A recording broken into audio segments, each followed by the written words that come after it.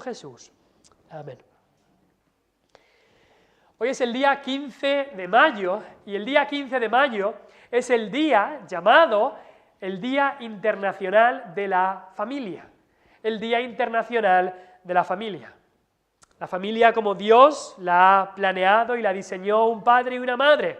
Y niños, si es que Dios los da. Eso es el núcleo, la familia es el núcleo y la base de cualquier sociedad. Es la manera natural de que una sociedad sobreviva. Sin familias una sociedad no sobrevive. Es el patrón biológico que Dios ha dado. Y sin esto, una sociedad se autodestruye.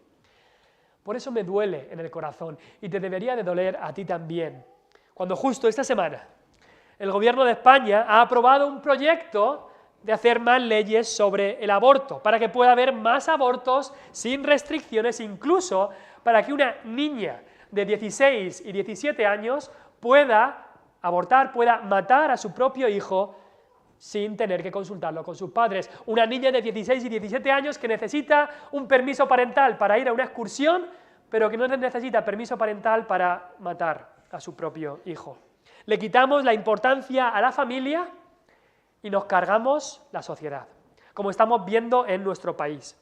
100.000 abortos voluntarios cada año, mejor dicho, 100.000 niños asesinados, descuartizados, torturados en el vientre de sus madres. ¿Y sabes qué? Los cristianos nacidos de nuevo, aquellos que de verdad conocemos al Dios creador de la vida, deberíamos ser los primeros en alzar la voz y en levantar la voz ante esta maldad que se está haciendo en nuestra era y en nuestra sociedad, sobre este holocausto de niños que se está haciendo en nuestras propias narices sin que nos demos cuenta. Y quiero decir que aquellos gobernantes políticos que aprueban estas leyes un día tendrán que dar cuentas delante de Dios de lo que están haciendo y de lo que están aprobando. Dice la gente, es mi cuerpo y puedo hacer lo que me dé la gana con mi cuerpo. Pues no es tu cuerpo. Mi mujer cuando se quedó embarazada no tuvo automáticamente 2 corazones, 4 ojos, 40 dedos, no. Es otra persona, no es tu cuerpo, es otro cuerpo distinto. Desde el momento de la concepción, ese niño, ese bebé ya tiene otro ADN, que lo identifica como otra persona, otro cuerpo distinto. O algunos dicen, es que ahora no es el tiempo. Ya tendré hijos cuando yo quiera, ahora no es el tiempo. Pues ¿sabes qué? No somos nosotros los que decidimos, es Dios, como vemos incluso en este texto que hemos leído, es Dios el que concede tener hijos. Mira conmigo el versículo 5 y otra vez el versículo 6. Versículo 5 ahí, dice el autor, la última parte del versículo, a Ana, Jehová no le había concedido tener hijos.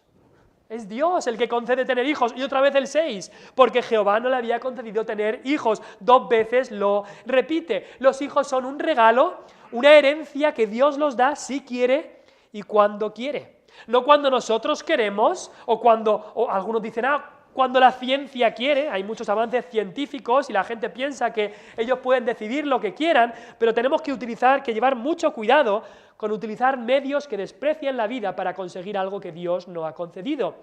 Pero por otro lado, es la más grande crueldad descuidar o desechar lo que Dios ha concedido. Un hijo es un regalo tremendo de Dios, que Dios da a los padres. Son un privilegio tremendo, pero también una responsabilidad tremenda, por la cual Él pedirá cuentas a cualquier padre y a cualquier madre. Y recordemos, cada niño, cada bebé que es concebido tiene un padre y una madre. Y a los 2 Dios pedirá cuentas por ese hijo, a los 2. Y es que cuando lees una historia como la que hemos leído hoy, la historia de Ana, una mujer que deseaba tener hijos, una mujer que no podía y deseaba tener hijos, o cuando escuchamos de otras historias de mujeres que han deseado tener hijos y no han podido, cuando escuchas esto, te das cuenta de la gran maldad, del egoísmo y del total sinsentido que es el aborto en nuestra sociedad. Y eso nos deja el corazón roto de ver lo que se está haciendo en nuestra sociedad.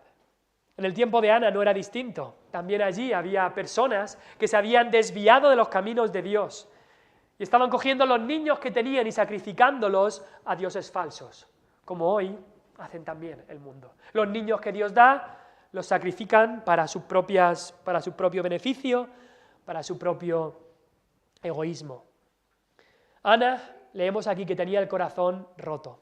Era una mujer hecha pedazos, una mujer con un corazón lleno de aflicción.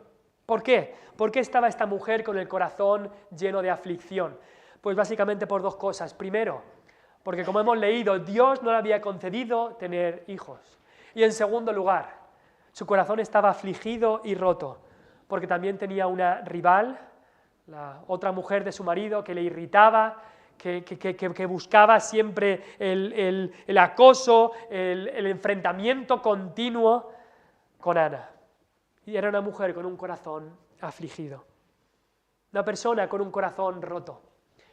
Pero Ana no es la única persona que ha tenido un corazón afligido, un corazón roto. Estoy seguro que tú también te has enfrentado a una situación parecida en algún momento de tu vida, o quizá lo estás pasando justo ahora. Tienes un corazón roto, un corazón afligido. La enfermedad de un familiar que acabas de escuchar y tu corazón está roto. Un familiar, un hijo, un hermano que se aleja de Dios. Has estado orando por él, intentando ayudar, pero ves que se aleja de Dios y se va al mundo y tu corazón está afligido. Quizás son problemas económicos, estás esforzándote con todas tus fuerzas y ves que no llegas. Y hay problemas económicos y crisis. Quizás son problemas matrimoniales, discusiones matrimoniales y tu corazón está roto. Quizás es esterilidad como Ana. Quizás son fracasos personales y tu corazón está afligido. Quizás es sequía espiritual en tu vida y tu corazón está afligido. Quizás son pecados que no logramos vencer una y otra vez y el corazón está afligido. Y dices, Señor, ¿por qué? ¿Por qué me toca esto a mí? ¿Por qué me ocurre esto? Yo quiero tener ese gozo en Cristo, yo quiero tener esa paz que sobrepasa todo entendimiento, yo quiero estar cerca de ti, estar tranquilo, estar bien, estar lleno del Espíritu. Y estoy aquí derrotado, cabizbajo, triste, afligido por los problemas que me rodean. Pues hoy queremos aprender cómo es la oración de un corazón afligido. ¿Cómo es la oración de un corazón afligido? La oración de Ana era la oración de un corazón afligido. Y antes de empezar a ver cómo era esta oración, quiero decir dos cosas en cuanto a estos corazones afligidos. Dijimos ya hace 2 semanas que en el libro de 1 Samuel vamos a aprender mucho sobre cómo es el corazón que Dios quiere, cómo es el corazón mismo de Dios. ¿Cómo es el corazón del rey que Dios va a traer también? E incluso de la madre de este líder que Dios iba a levantar.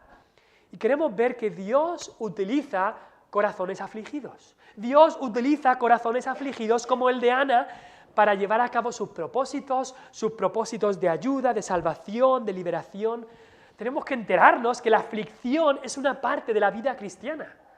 Fuera ya con todas esas personas e incluso pastores evangélicos, no me importa el nombre que tengan, que te dicen que si tienes aflicción es que estás pecando, estarás haciendo algo mal si estás sufriendo. Pues no. Sí que es verdad que algunas veces Dios puede enviar una aflicción como un castigo, pero la aflicción no es un síntoma de que estemos haciendo algo mal. Mira la vida de Ana. Dios le trajo aflicción y no era por su pecado. Mira la vida de Job. Dios le trajo grande aflicción. No hay aflicción más grande en el Antiguo Testamento que la que sufrió el hombre Job. Y no fue por pecado en su vida. Y es que Dios utiliza la aflicción para sus propósitos. Dios salva al pueblo afligido. Lo vimos con el pueblo de Israel, cómo estaba afligido en Egipto y Dios lo salvó. En 2 Samuel 22-28 dice ahí David, porque tú salvas, oh Dios, al pueblo afligido, mas tus ojos están sobre los altivos para abatirlos. Dios salva y libera a aquellos afligidos. Otra vez David en el Salmo 40 dice, aunque yo esté afligido y necesitado. Yo estoy afligido y necesitado, aunque yo esté así, Jehová pensará en mí. Eso es precioso. Saber que en nuestras dificultades Dios piensa en ti. Dios piensa en ti, Dios se acuerda de ti. Y luego dice David, mi ayuda y mi libertador eres tú. Jehová pensará en mí, tú eres mi ayuda y el que me libera, y después dice algo muy precioso y dice, Dios mío, no tardes. Dios mío, no tardes, no te tardes, te necesito ya. Así es como acude un corazón afligido. Dios utiliza corazones afligidos, y eso es la parte de Dios, pero luego tenemos que aprender otra cosa, y es que los corazones afligidos deben acudir a Dios. Los corazones afligidos, las personas, mejor dicho, con corazones afligidos, deben acudir a Dios. Lo hemos cantado en el himno 505 que hemos cantado hace solo un ratito, decía ahí: oh, qué amigo nos es Cristo, Él llevó nuestro dolor y nos manda que llevemos todo a Dios en oración. Dice después: estás débil y cargado de cuidados y temor, a Jesús, refugio eterno, muéstraselo en oración. Llévaselo a Jesús, llévaselo a Dios. Los corazones afligidos deben acudir a Dios, llevárselo a Él en oración. Al fin y al cabo, las personas que nos rodean quizá nos puedan ayudar, nos puedan aconsejar, pero no pueden quitarnos la aflicción, no pueden. Vemos ahí, Elcana en el versículo 8 intentó ayudar a su mujer. Mira lo que dice el versículo 8.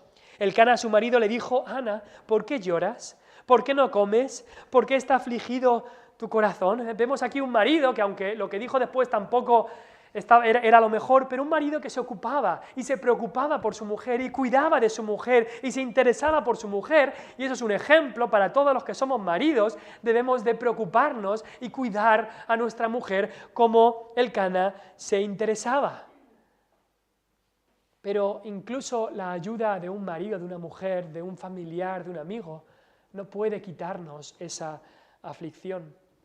Dijo Elcana: ¿no te soy yo mejor que 10 hijos? Y quizá esto le hizo pensar a Ana y decir: bueno, no sé si tú, Elcana, eres mejor para mí que 10 hijos, pero sí que sé quién es mejor que 10 hijos.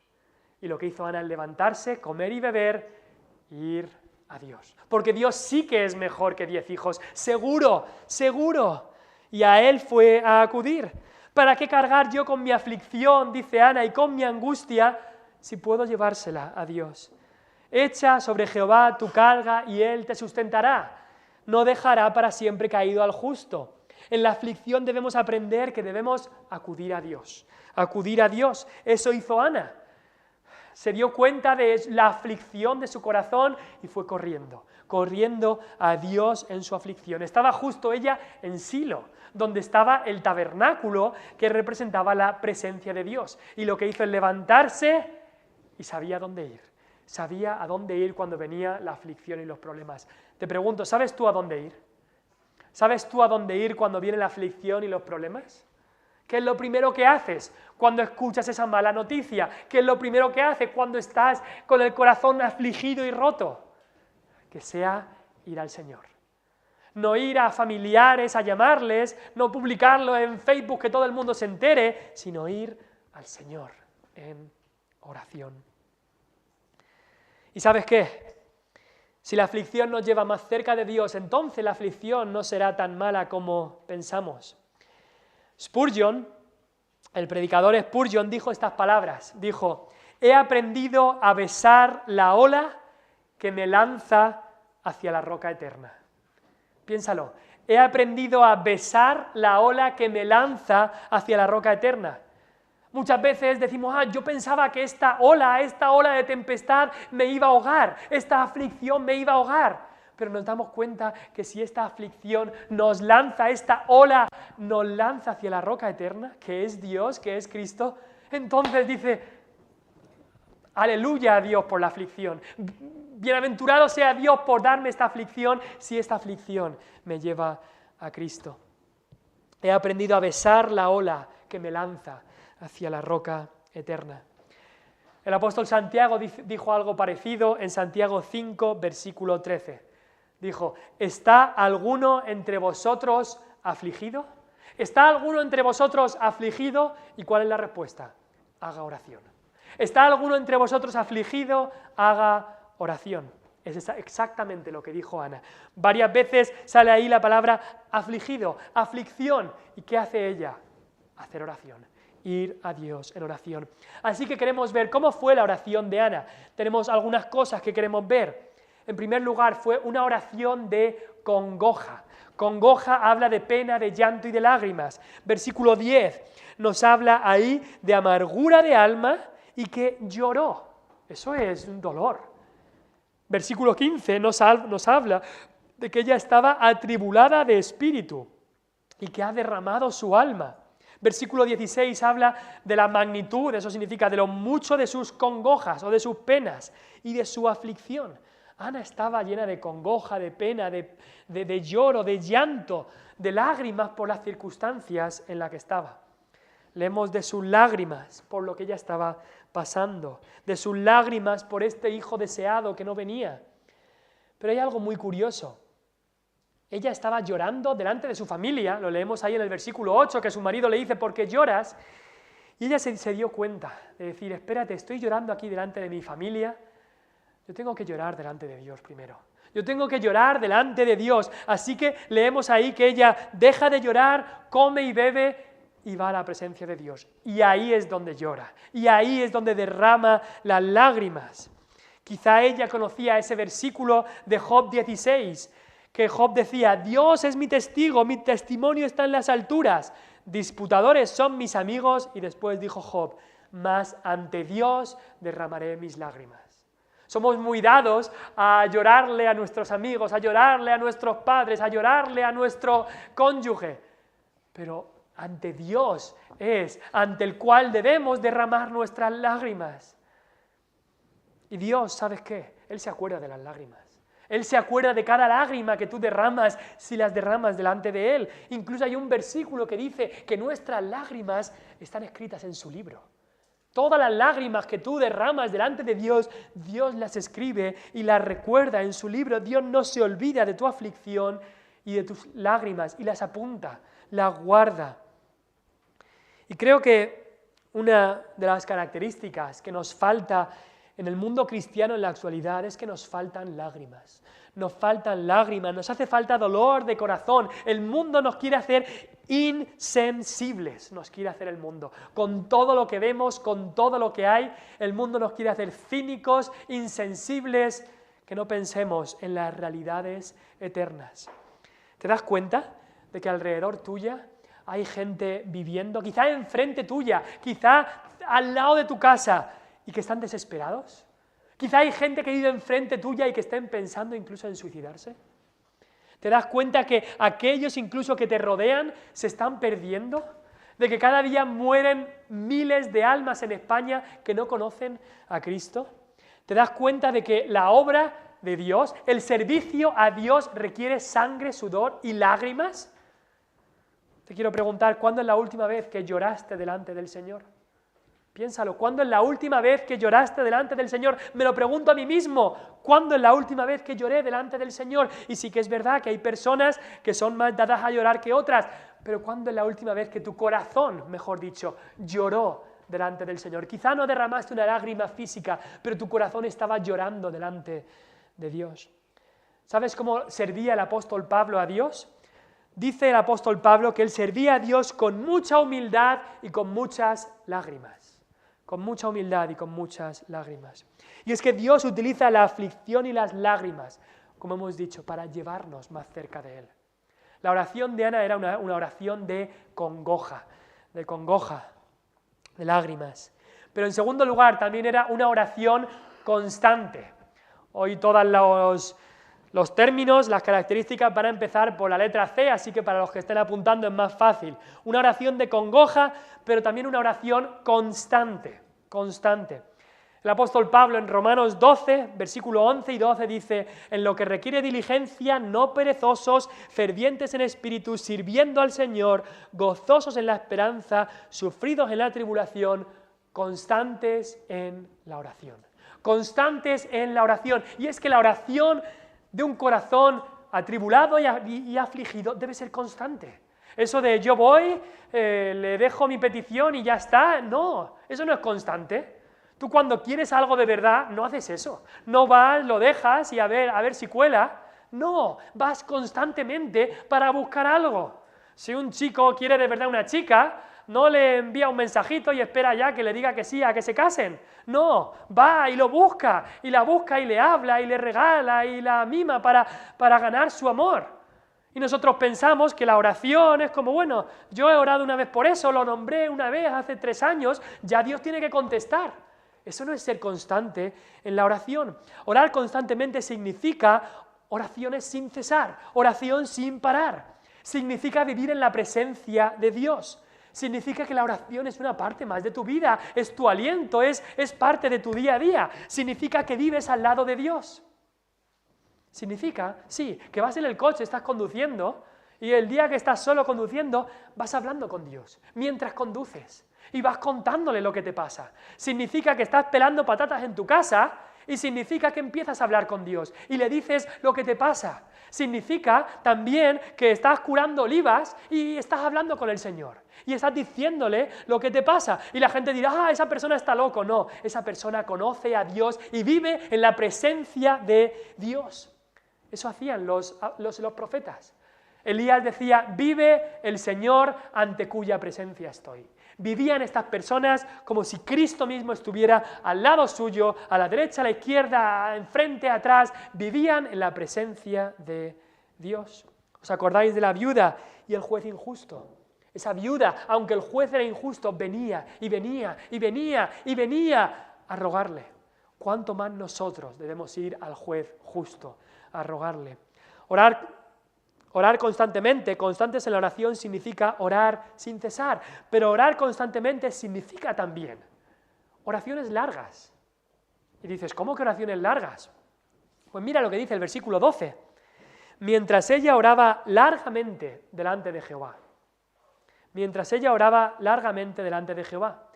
Oraciones largas no es algo que siempre se deba hacer, pero sí que debemos tener un tiempo especial en nuestro día para orar al Señor, para derramar nuestro corazón delante de Dios. Aquellos que dicen, no, yo oro al Señor, oro por las comidas, al final del día digo, Señor, bendice a todos, amén. Eso no es orar de manera constante. Involucra también oraciones largas. Un corazón afligido de verdad que acude a Dios no está mirando el reloj. Bueno, llevo ya 2 minutos orando. Madre mía. No, un corazón afligido va a Dios y no le importa el tiempo y pasa el tiempo ahí con Dios. Y mira la hora y dice, ahí va, no me he dado cuenta. No me he dado cuenta del tiempo que he pasado aquí. No está pensando en el reloj ni en la hora. Piensa en Cristo. Cristo nos dice que pasaba noches enteras en oración. Yo tengo que decir, yo nunca he hecho eso. Ojalá hiciera muchas más veces eso, pasar noches enteras en oración, clamando a Dios por mi alma, por las almas de mi familia, la vida de mi familia, la vida de los que me rodean, la vida de mi iglesia. Tan importante, sí, es tan importante. Hay algunos que dicen, no, a mí no me hace falta orar largamente a Dios, yo oro todo el día cortito y tal, y no me hace falta. Pero aquí vemos que Ana oraba largamente. Cuando estaba en privado, ahí cuando ella sabía que nadie le estaba escuchando, ahí estaba orando largamente, y son necesarias. Y orar constantemente también significa no solamente orar sin cesar, no solamente también oraciones largas, sino orar constantemente significa también privarse de algunas cosas. Ana estuvo un tiempo ayunando por su aflicción y dolor, aunque después se dio cuenta de que no era el tiempo adecuado y se nos dice que comió y bebió. Pero en los tiempos de aflicción, Dios, incluso en el Nuevo Testamento también nos habla del ayuno. Y el ayuno significa privarse de cosas lícitas, de cosas normales para dedicarnos a Dios. Y hay momentos en los que esto es necesario. Esto es necesario. El ayuno vemos incluso a la iglesia primitiva, de la que queremos seguir el ejemplo, ayunando. Los apóstoles ayunaban. Cuando iban a mandar misioneros ayunaban. Dejaban un tiempo sin algo normal como es la comida para dedicarse a Dios en la oración. Quizá esta semana, ahora para rogar a Dios por la campaña, por los cultos evangelísticos, quizás sea un tiempo para ayunar y dedicar el tiempo a la oración en algún momento. Es algo que debemos quitarnos de algo que es normal para entregárselo a Dios y decir, quiero dedicar más tiempo a la oración. Era una oración con congoja, era una oración constante, pero también era una oración comprometida. Leamos el versículo 11. Aquí hay un voto, hay una promesa, hay un juramento que ella le hace a Dios. Versículo 11. Y Ana, dice, está hablando de Ana, e hizo voto diciendo: Jehová de los ejércitos, si te dignares mirar a la aflicción de tu sierva y te acordares de mí, y no te olvidares de tu sierva, sino que dieres a tu sierva un hijo varón, yo lo dedicaré a Jehová todos los días de su vida, y no pasará navaja sobre su cabeza. Ana hace un voto a Dios, una promesa, un juramento, y apela a ese nombre especial de Dios, que vamos a comenzar a ver más en el libro de Samuel, ese nombre de Jehová de los ejércitos, y hace un voto, sabiendo que está delante de Dios, una promesa, un juramento, un voto que seguramente antes había comentado con su esposo.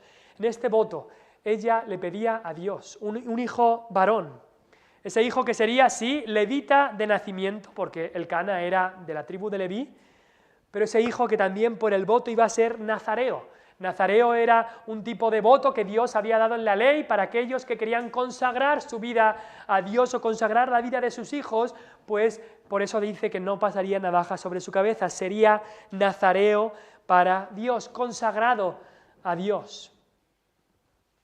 Ahora, con esto quizá nos puede venir la duda a la cabeza: ¿permite la Biblia hacer votos y juramentos?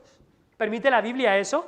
Yo es algo que he estudiado un poco esta semana porque no lo tenía tan claro, y pensando esta semana, yo cuando era joven, yo siempre pensaba jurar está mal. Jurar siempre es un pecado, ¿no? Jurar. Pero como todo en nuestra vida tenemos que pensar qué dice la Biblia en cuanto a eso. ¿Qué dice la Biblia en cuanto a los votos, promesas o juramentos? Y vemos que en el Antiguo Testamento hay muchísimas referencias a juramentos, votos y promesa. En la ley, Deuteronomio 10:20, dice Dios: a Jehová tu Dios temerás, a Él solo servirás, a Él seguirás y por su nombre jurarás. Eso dice Dios en la ley. Es más, Dios nos dice que Él jura por sí mismo. En Génesis 22:16, cuando Abraham le entrega a su propio hijo, una situación parecida aquí, le entrega a su hijo a Dios. Y dice Dios a Abraham: por mí mismo he jurado, dice Jehová, que por cuanto has hecho esto y no me has rehusado tu hijo, tu único hijo, te voy a bendecir. He jurado por mí mismo, dice Dios, que te voy a bendecir.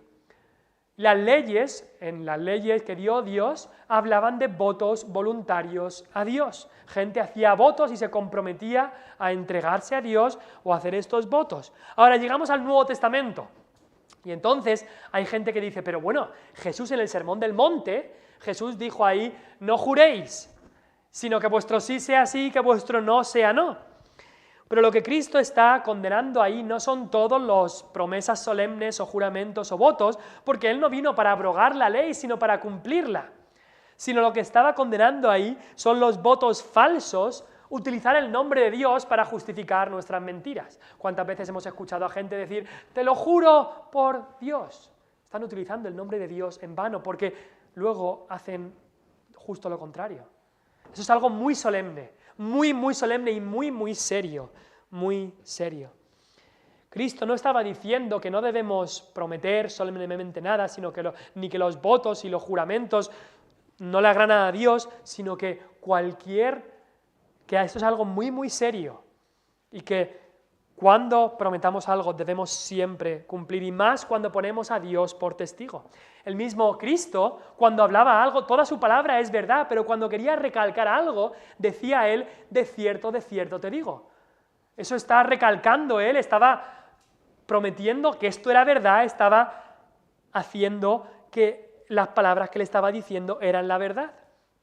También, cuando vino Cristo delante del Sanedrín, delante del sumo sacerdote, el mismo sumo sacerdote lo puso bajo juramento y le dijo: te conjuro por el Dios Altísimo que me digas esto. Y Cristo respondió, y Cristo hizo este juramento, y sí que respondió, aunque Él calló y no dijo nada por mucho tiempo, pero cuando le pusieron bajo este juramento, Cristo respondió al sumo sacerdote. También lo vemos en las epístolas. El apóstol Pablo dice: a Dios pongo por testigo. Eso es una promesa solemne, eso es un juramento. Un juramento o un voto, una promesa solemne, es un momento especial en el cual una persona pone a Dios como testigo de lo que jura, para que Dios nos juzgue conforme a la verdad o la falsedad de lo que juramos. Es algo interesante que en la confesión de fe, tanto la de Westminster como la bautista, nos habla de los juramentos y de los votos lícitos, correctos, y nos dice que son una parte de la adoración a Dios. Son una parte de la adoración a Dios. Es algo importante. Esto creían nuestros padres en la fe, si se puede decir también. Y bueno, si lo piensas, si crees en las bodas, entonces crees en los juramentos y en los votos, porque es lo que se hace en una boda. Delante de testigos, delante de Dios, un hombre y una mujer se prometen solemnemente amarse, respetarse, cuidarse, etc. Y Dios nos juzgará por ese juramento. Ahora, el problema es que nuestra sociedad está llena de mentira, de falsedad, de hipocresía. La palabra ya no tiene valor. La gente te dice una cosa y pasa olímpicamente. Y hay infidelidad, votos matrimoniales rotos completamente. Ya nadie quiere compromiso. Entonces algunos cristianos han llegado a la conclusión, pues mejor no jurar, mejor no prometer nada, porque entonces como puede ser que no lo cumpla, pues no voy a hacer nada de esto, para no meterme en problemas. Eclesiastés 5 dice, cuando a Dios haces promesa, no tardes en cumplirla, porque Él no se complace en los insensatos, cumple lo que prometes. Y luego dice, mejor es que no prometas y que prometas y no cumplas. Mejor es que no prometas y no que prometas y no cumplas. Entonces la gente dice, pues mejor no prometer nada. Pero eso no es lo que dice. Aún mejor que todo esto es prometer y cumplir delante de Dios. Y Ana hizo eso. Una promesa tremenda, una promesa costosa, pero una promesa que fue bendecida, un voto, un juramento que fue bendecido por Dios. Y es que si Dios lo pone en tu corazón, es parte de la adoración a Dios, el prometer algo, hacer un voto a Dios poniéndole a Él como testigo y luego cumplirlo. Mucho cuidado con hacer votos, pero mucho cuidado también de decir, pues yo no me comprometo en nada para luego no tener problemas si no lo cumplo. Eso también es peligroso. Te pregunto, quizá tú le has estado pidiendo a Dios algo por mucho tiempo, pero ¿le has dado esos sueños al Señor? ¿Le has dedicado tu familia, tu dinero, tu hijo, tus bienes, tu todo al Señor? Es muy curioso que cuando le dio Dios a Ana esta petición. Dios le dio a Ana su petición cuando Ana prometió que se la iba a devolver a Dios. Piénsalo. Dios le dio a Ana la petición de su corazón cuando Ana prometió que se la iba a devolver a Dios. Muchas veces puede ocurrir lo mismo en nuestras vidas. Digo, Señor, dame a mí esto que lo necesito. Yo quiero esto, por favor, Señor, dame esto para mí, te lo ruego, dame esto para mí. Quizás deberíamos decir, Señor, si es tu voluntad, dame esto y te lo devuelvo. Dame esto para ti. Dame esto para que te lo devuelva a ti. Ahí cambia todo. Muchas veces Dios escuchará nuestra petición ahí. Era una oración comprometida, pero cuarto, era también una oración consciente en la mente, pero del corazón. Consciente, pero del corazón. Mira el versículo 13. Pero Ana hablaba en su corazón, y solamente se movían sus labios y su voz no se oía. Y Elí la tuvo por ebria, por borracha. Quizá algunos de vosotros oráis así. Cerráis los ojos y estáis hablando así, con la boca, y estáis hablando en vuestra mente, pero no estáis hablando por vuestra boca. Hay mucha gente que hace eso, ¿no? Que habla con la mente a veces, está diciendo algo, pero no habla con la boca. Pues Ana estaba orando así, hablando en su corazón, se movían sus labios, pero no se escuchaba nada. Y Elí pensaba que la oración de Ana era simplemente los gestos de una persona borracha. Esta persona está borracha. Quizás había confundido a Ana con algunas de otras mujeres que después leemos que sus hijos engatusaban y sus hijos quizá emborrachaban a otras mujeres para irse con ellas. Pero Ana no era de estas mujeres para nada. Ana no había bebido ni una gota de alcohol, ni vino ni sidra, como dice ella. Ella estaba orando a Dios, estaba hablando de su corazón, y todo esto era consciente, ella, de lo que hablaba. No era como un borracho que no sabe lo que dice, no, ella era consciente de lo que estaba diciendo. Y la oración verdadera debe ser consciente. Muchas veces nos pasa, oramos justo antes de irnos a dormir y empezamos a orar y después a la mañana siguiente nos damos cuenta, uy, yo me acosté anoche orando y no tengo ni idea de lo que dije o de cuándo me dormí porque ahora me he levantado y la oración debe ser consciente, pero también debe ser del corazón. Debe ser de la mente, pero también del corazón. Dios desecha las oraciones sin conocimiento. En el mundo evangélico de hoy hay algunas iglesias que promueven una oración sin sentido. Como dicen ellos, oraciones en lenguas, que hablan sonidos que nadie entiende. En lenguas angelicales, quizá dicen. Pero en 1 Corintios 14, versículo 15, Pablo, hablando justo de esto, dice, ¿qué pues? Oraré con el Espíritu, pero oraré también con el entendimiento. Oraré con el Espíritu, sí, pero oraré también con el entendimiento. El corazón y el alma, y también la mente, deben estar activas en la oración. La oración es algo consciente. Pero también Dios desecha las oraciones hipócritas o repetitivas. La oración quiere Dios que sea del corazón. No solamente de la mente, sino también del corazón.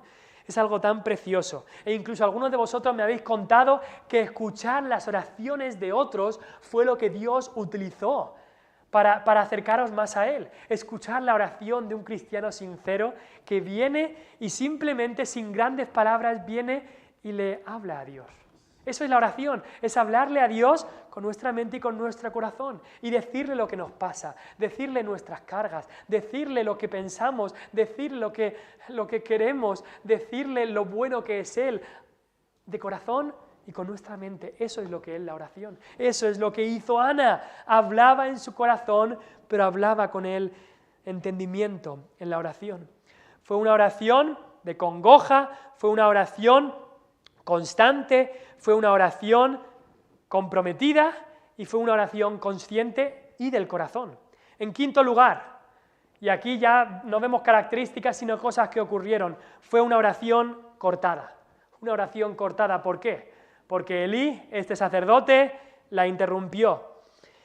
Este sacerdote era también juez de Israel, este hombre Elí. Él estaba en el tabernáculo, aunque aquí se dice también el templo, pero se dice el templo porque era un sitio fijo en el que estaba el tabernáculo. El templo de Salomón no se construiría hasta unas décadas después. Pero este hombre interrumpió la oración de la sierva de Dios. Algo muy triste. Ana estaba allí orando y este hombre la interrumpe. Y encima la llama borracha. Se ve claramente aquí quién estaba más cerca de Dios. Ana, una simple mujer de Israel, estaba más cerca de Dios que el mismo juez que Dios había nombrado, que el sumo sacerdote. Ana estaba más cerca de Dios que Elí. Y es que solo aquellos que no están cerca de Dios confunden la obra del Espíritu Santo con la borrachera. Solo aquellos que no están cerca de Dios confunden la obra del Espíritu Santo con la borrachera. ¿Os acordáis de lo que pasó en Pentecostés? Los discípulos llenos del Espíritu Santo comienzan a predicar en otras lenguas y la gente que los ve dice, estos están borrachos. Mira este par de tontos ahí hablando con otras personas en otras lenguas, estos están borrachos. Lo mismo que le dijo Elí a esta mujer Ana. Esta mujer que está ahí con tanta pasión hablando y yo no la escucho, esta mujer estará borracha. Aquellos que no están cerca de Dios confunden la obra del Espíritu Santo con la borrachera. Acusaron a los apóstoles de esto mismo. Hay gente incluso que nos puede pasar. Si la gente no hace la cosa exactamente según lo que nosotros pensamos, si no se ajusta con nuestros criterios, ya no es obra de Dios. Y leemos historia de avivamientos que Dios ha hecho cosas que no es lo normal que estamos acostumbrados. Pero cuidado con desechar algo si no se ajusta a nuestros criterios. Siempre se va a ajustar a la palabra de Dios, pero cuidado que a veces pensemos que si no se ajusta a lo que yo creo o a mi experiencia, entonces está mal. Eso es lo que le pasó a Elí en este lugar. ¿Y sabes qué? Si te entregas a Dios de corazón, con un corazón comprometido con Él, un corazón que está afligido y lo derramas delante de Dios, muchas veces te van a llamar cosas injustas.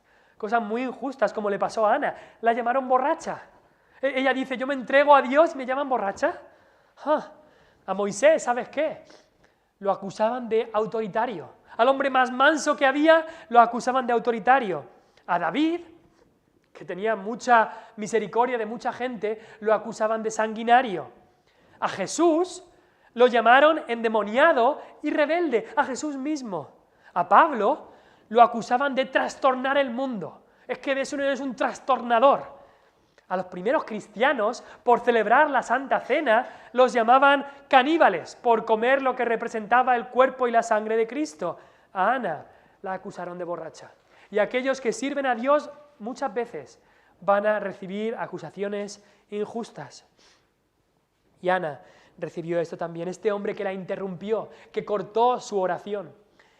Y también me hace pensar en esto, que como cristianos tenemos que proteger nuestro tiempo de oración. Cuando tú te pongas a orar, Satanás va a hacer todo lo posible por cortar tu tiempo de oración. Con lo que sea, con la tele, con una verbena con música muy fuerte que esté hasta las 12:30 de la noche, como estuvieron anoche justo aquí al lado.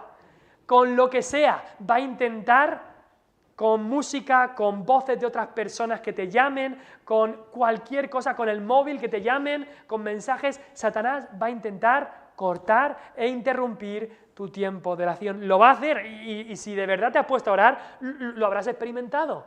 Satanás no quiere que tú ores. Y es de las cosas que más obstáculos pone, por eso quizás nos haga pensar de que la oración es de las cosas más importantes.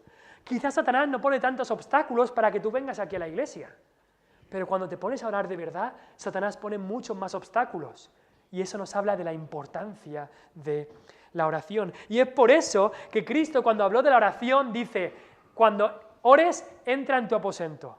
¿Por qué no puedo orar en el salón de mi casa con todo el mundo? No. Cristo dijo, entra en tu aposento. Y dijo más, dijo, y cierra la puerta.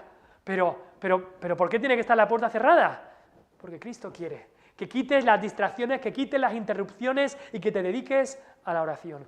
Este hombre Elí estaba siendo un instrumento del mismo Satanás para cortar la oración de la sierva de Dios. Así que también debemos hacer eso con nuestros familiares. Esposa, protege la oración de tu esposo. Tu esposo está orando, déjalo orar. Es importante que tu esposo ore. Esposo, protege la oración de tu esposa. Padre a hijo e hijo a padre, protejámonos los unos a los otros el tiempo de oración. Como Elí no hizo. Y Ana responde de una manera muy humilde a Elí, cuando Elí la acusa de borracha. No solo había respondido bien a su marido, cuando su marido le dice con cariño, pero la reprende y le dice que no llore, pero también Ana responde bien a este sacerdote que la acusa falsamente. ¿Sabes qué? Ella le podría haber acusado de vuelta. ¿Yo borracha? Pero ¿tú qué me estás diciendo? Si tus hijos son los más perversos de Israel, los más malos que hay. Ana, quizá otras personas habrían dicho eso, pero Ana no era así. Ana reaccionó de una manera humilde, con paciencia, dominio propio, compostura, etc. Y así, con la respuesta de Ana que ella le dio, cambió el corazón también de Elí, y Elí sí se dio cuenta de su error.